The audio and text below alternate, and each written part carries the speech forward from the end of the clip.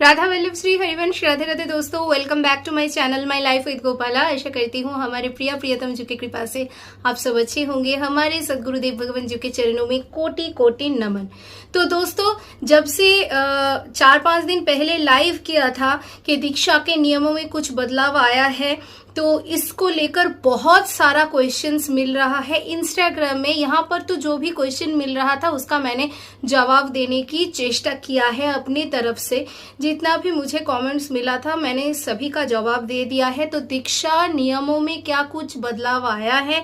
हाँ दोस्तों, बिल्कुल। दीक्षा के नियम जो हम लोग पालन करने की चेष्टा कर रहे हैं, राधा केलिकुंज आश्रम से सदगुरुदेव भगवान जी से दीक्षा लेने की तैयारी में जो भक्तजन हैं, जो अष्टयाम सेवा कर रहे हैं, उनको अभी से कुछ सख्त नियम की पालन करनी पड़ेगी। ये बिल्कुल निर्देशिका आ गया है। दोस्तों, ये वीडियो बनाने से पहले, वीडियो में आगे जाने से पहले मैं बार बार एक ही बात बोल देती हूँ कि दीक्षा के नियम को लेकर आप लोग बहुत ज्यादा सीरियस हो जाइए। पर सोशल मीडिया से नियम मिलने का मतलब उनसे नियम मिलना नहीं है। इसके लिए आप लोगों को धाम जाना पड़ेगा, राधा केलिकुंज आश्रम जाना पड़ेगा। वहां विजिट करके लाइन में लग के परिकर वर्ग से नियम आपको कलेक्ट करनी पड़ेगी और तभी आपको जो टोकन दिया जाएगा, रिसिप्ट दिया जाएगा, उसी रिसिप्ट में आपका नाम और जो डेट है वो लिखा रहेगा कि आप इस तारीख को विजिट किए थे पहले दिन और आपको नियम मिला था। और उसी रिसिप्ट के अकॉर्डिंग आपको काउंट किया जाएगा कि आप राधा केलिकुंज आश्रम विजिट किए हो और आप उनसे दीक्षा लेने की तैयारी में हो। तो सदगुरुदेव भगवान जी का अभी सख्त नियम बन गया है प्याज लहसुन को लेकर। नंबर 1, जो बाहर जाते हैं और गलती से प्याज लहसुन पा लेते हैं, उनके लिए पहले एक छूट थी कि आप तुलसी जी का कंठी माला धारण करते हुए अगर गलती से प्याज लहसुन पा लेते हो तो फिर से आप कंठी को बदल कर सकते थे, मतलब दूसरी कंठी धारण करने का एक ऑप्शन दिया जाता था। अभी वो नहीं चलेगा। प्याज लहसुन अगर आप पाते हो तो आप तुलसी जी का कंठी माला धारण नहीं कर पाओगे। पहले आपको प्याज लहसुन पूरी तरीके से अपने जीवन से हटाना पड़ेगा, फिर जाकर आप परिशुद्ध होकर तुलसी जी का कंठी माला धारण कर सकते हो। अगर आप प्याज लहसुन भोजन करते हो, खाना पीना आपका अभक्ष्य पदार्थ नहीं, सिर्फ प्याज और लहसुन के लिए बात किया जा रहा है, अगर आप प्याज लहसुन पाते हो तो आप तुलसी जी के मनके से बनी हुई जाप माला से नाम जाप भी नहीं कर पाओगे, बिल्कुल नहीं कर पाओगे। आप नीम की लकड़ी से बना हुआ मनके की माला से नाम जाप करना शुरू करो। तो प्याज लहसुन आपके जीवन से पूरी तरीके से आपको वर्जन करनी पड़ेगी। नंबर 2, अगर आपके किचन में नॉनवेज नहीं बनता है, अभक्ष्य पदार्थ नहीं बनता है, पर प्याज लहसुन बनता है, तो अगर आप दीक्षा के लिए प्रिपरेशन ले रहे हो और पूरी सभी फैमिली मेंबर्स ने मिलजुल कर सदगुरुदेव भगवान जी से ही दीक्षा लेने के लिए सोचा है, इनिशियल कंडीशन अगर आपकी स्ट्रांग है, तो आप पुराने बर्तनों को बिल्कुल वर्जन कर दीजिए। नया सेट बर्तन की लेके आइए और उसी में आप प्रसादम बनाइए सात्विक तरीके से। और उससे पहले जितना आपका गैस, ओवन और किचन का काउंटर वगैरह है, सभी को व्रजरानी की रज से और अच्छी तरीके से साबुन से धोकर मार्जन कर धो लीजिए। और उसके बाद गंगा जल, यमुना जल और गौमूत्र स्प्रे करके राधा नाम संकीर्तन सहित आप शुद्ध कर लीजिए अपने किचन को। और वहीं पे आप श्रीजी लालजू यानी हमारे श्यामा श्याम के लिए भोजन प्रस्तुत करके उनको भोग लगाइए और बाद में वही भोजन सामग्री जब महाप्रसादम बन जाएगा, आप वही प्रसादम पाइए। अर्थात आपको दीक्षा लेने की तैयारी करने के लिए और दीक्षा लेने के लिए एलिजिबल बनने के लिए प्रसादम भोजी भी बनना पड़ेगा।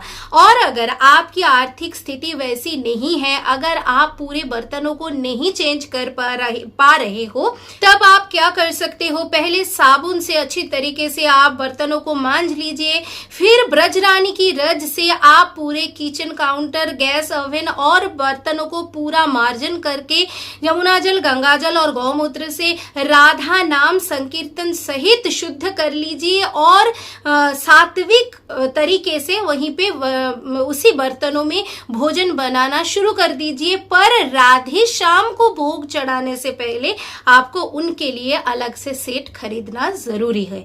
राधे श्याम के लिए जिस बर्तन में आप भोजन बनाओगे उस बर्तन में पहले अगर प्याज लहसुन बना चुके हो तो उस बर्तन को आप इस्तेमाल नहीं कर सकते हो, बिल्कुल नहीं कर सकते हो। राधे श्याम के लिए आपको कष्ट करके ही अरेंजमेंट करना पड़ेगा, क्योंकि वही हमारे आश्रय दाता हैं। तो आश्रय दाता के लिए इतना कष्ट तो हम उठा भी सकते हैं और उनके लिए तो बहुत ज्यादा बर्तन की जरूरत नहीं पड़ती है।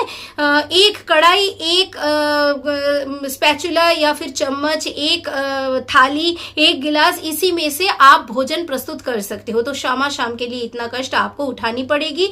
और अपने लिए पुराने सेट को आपने जब परिशुद्ध किया है, जिस तरीके से परिशुद्ध किया है, एक बार परिशुद्ध करने के बाद फिर से दोबारा प्याज लहसुन नहीं बनेगा, उसमें नहीं बनेगा। ये सख्त नियम बन गया है।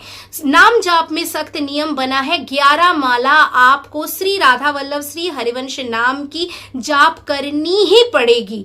डेली आपको श्री राधा वल्लभ श्री हरिवंश नाम की 11 माला जाप करनी पड़ेगी। अगर आप एक सिटिंग में 11 माला जाप नहीं कर पा रहे हो तो जैसे राधा केलीकुंज ऐप में time to time reminder set करने का एक ऑप्शन है, वैसे ही आप मानिए सुबेरे 2 माला कर लिए, फिर उसके बाद दोपहर को 3-4 माला और कर लिए, फिर शाम के टाइम 4-5 माला ऐसे कर लिए। इस तरीके से आपको एक दिन में 24 घंटे में सभी काम, नींद, भोजन, एंटरटेनमेंट, भजन, कीर्तन सब कुछ करने के बाद भी 11 माला जाप करनी ही करनी पड़ेगी।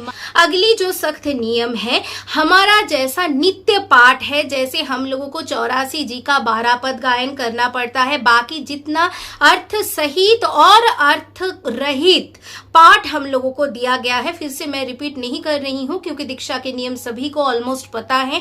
उसके साथ एक ऐड हुआ है, ये जो पुस्तक है, महाग्रंथ जो है हमारे महाप्रभु जी का चरितामृत, यानी कि पूरा चरित्र कथा जो कि पब्लिश किया गया है राधा केलीकुंज पब्लिकेशन से। इस संप्रदाय की परंपरा को किसने आगे बढ़ाया है, कौन है श्रीहित हरिवंश महाप्रभु, ये हम लोगों को बाद में जाकर सीखना ना पड़े, जानना ना पड़े, किसी से पूछना ना पड़े, इसीलिए पहले से ही हम लोगों को इस महाग्रंथ के द्वारा अपनी श्रीहित उपासना और श्रीहित हरिवंश महाप्रभु के साथ परिचित कराने के लिए इसको नियम में ऐड किया गया है कि ये जो महाग्रंथ है आप लोगों को पाठ करनी पड़ेगी।